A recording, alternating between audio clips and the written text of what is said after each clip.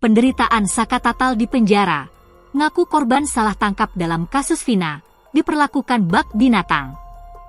Pengakuan mengejutkan datang dari mantan terpidana kasus pembunuhan Vina Cirebon. Saka Tatal mengungkapkan penderitaannya selama di penjara. Saka Tatal, warga Cirebon, mengaku bahwa dirinya menjadi korban salah tangkap hingga menjadi terpidana kasus pembunuhan Vina.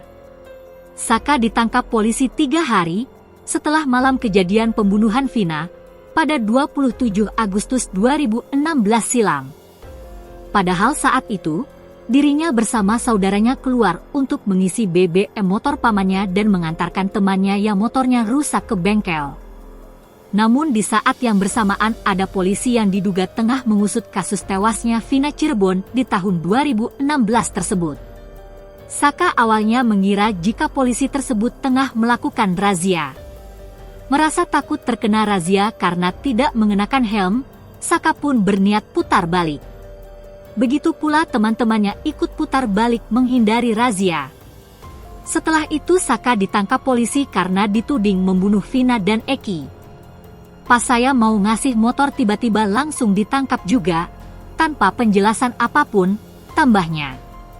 Saka kemudian dibawa untuk menjalani masa tahanan di Lapas Anak Polresta Cirebon. Ia mengaku sempat disiksa oknum pihak kepolisian. Waktu pertama ditangkap juga ada penyiksaan, suruh mengakui apa yang bukan saya lakukan, disiksa, dipukulin, diinjak-injak, disetrungi, ungkap Saka. Bahkan, Saka semakin dibuat menderita ketika diberi makan layaknya diperlakukan seperti binatang.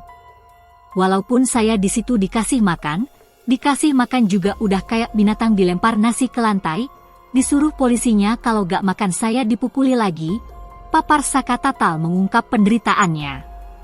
Saka kembali menegaskan bahwa saat kejadian, dirinya tengah berada di rumah paman bersama kakaknya. Sehingga ia tak tahu menahu dengan permasalahan Vina dan geng motor tersebut.